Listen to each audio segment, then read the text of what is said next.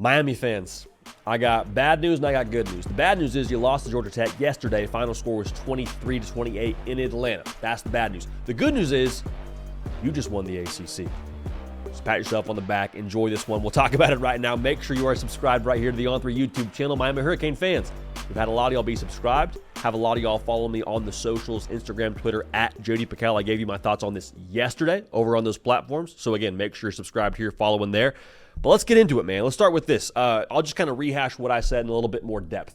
The bad news. It was a loss. Y'all, it was a bad loss. Like, Georgia Tech was the more physical football team. There were points throughout that game where Georgia Tech is just routinely pushing Miami off the football. And going into the year, that was one of the things that you were banking on if you're Miami. Hey, we're better in the trenches. Went to the portal, got a guy like Tyler Berry and Simeon Barrow. We got Ruben Bain, who's a freak show. Like, that was supposed to be one of the calling cards of this Miami football team. And Georgia Tech and Brent Key, give them credit. They ran the gosh darn ball. All right, so that's first off. Also, started slow. Can't do that if you're Miami. We keep having the same conversation every single week, and it's one of the reasons I was worried about Miami throughout the rest of this season, or the rest of this regular season, rather. You can't start slow. You can't spot someone double-digit points and expect to every single time evade that kind of a fate. Like, you play with fire enough times, you're going to get burned. That's the bad news, okay? Now, here's the good news, what I said at the top of this thing. I said this last week, and I'll say it again right now. Miami, whether you want to hear it or not, you needed a loss. And people will say, well, but JD, they should have already had this wake-up call that they didn't have to lose. I mean, the Virginia Tech game should have been a wake-up call. The Cal game should have been a wake-up call. Yeah, but here's the deal. It wasn't. It wasn't. And I mean, Nick Saban would say the same thing he said on College Game Day previously. When you play poorly but still win, that's when you're vulnerable. That's when it's dangerous. I'm not in that building in Coral Gables. I'm not questioning Mario Cristobal, but I just have to believe, based on what I saw yesterday, there was a sense of relief after beating teams like a Cal, like a Duke, like a Va Tech, and not a sense of urgency. Otherwise, I don't think you would have lost the game to Georgia Tech. So the reason why I think they're going to win the ACC because of what happened yesterday, I don't know how the tiebreaker is going to work out. I don't know how that's going to shake out. I'm just telling you Miami's winning the ACC. The reason why I feel that way, Miami, with a sense of urgency, is one of the best teams in college football. And the stats indicate that. Because Miami, over the course of the season, has been a wagon in the second half. Why? Because oftentimes Miami has been in chase mode in the second half. Whether you look at Duke, whether you look at Va Tech, whether you look at Cal, Miami is scoring the most points in America in the second half at 24 points per game in the second half. They are top 25 when it comes to points allowed in the second half at 10 points allowed. So Miami, when they have that urgency, when they have that juice, when they have something to chase, when the stakes are at their highest, that's when they play their best football. And so we had seen now several times Miami waits till the stakes get a little bit higher, waits for the pressure, and then they start playing their best football. The gift of this loss is, if you treat it the right way, and I think they will, you should have that sense of urgency now from the jump. And I'm going to compare them to Notre Dame because I think it's a fair comp right now. Notre Dame has a great game week one. They beat A&M. Everyone is singing their praises. Notre Dame, playoff team, go ahead and book it. Then they lose to NIU. And then the whole script gets flipped on its head. Notre Dame, they're not doing this, they're not doing that. Marcus Freeman, this, that. What has Notre Dame done since that game? Been a wagon, right? Now, have they been as consistent as you would want them to be all the time? No, but they have been more or less, I would say, a wagon. They definitely have lost a football game. They've played better, honestly, I believe better because of that football game. That's going to be Miami here the rest of the way. That's going to be them. They're going to play better football with a better sense of urgency because of the fact that they lost this game. Because the stakes now are as high as possible. And I said this about Notre Dame, I'll say it again. When do you bring your best to the table in any walk of life? For the big client meeting, right? For the final exam.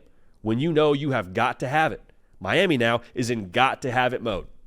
You got Wake Forest and Syracuse left.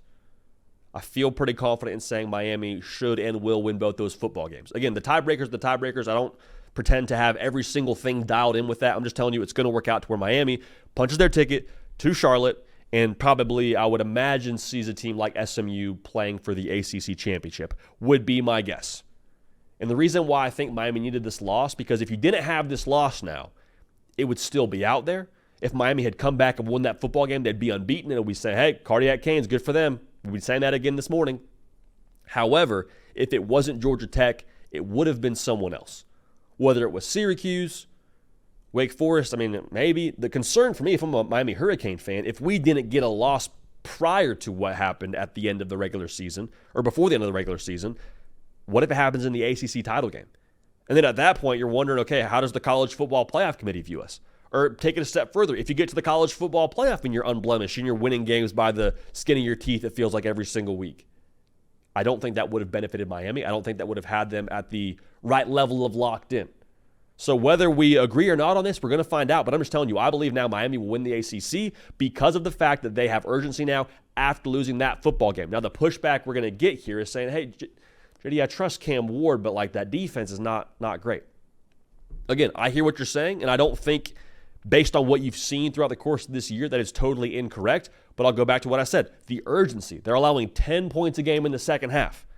When they feel that fire, when they feel that need to play at a high level, seem to do a decent job at that. And I would also say this, the personnel that I spoke to at the top of this segment, that's still there. You still have Tyler Berry, and you still have Simeon Barrow. You still, Simeon Barrow dinged up yesterday. You still have Ruben Bain. You still have all these pieces that I think lead you to believe there is the opportunity to play defense at a relatively high level.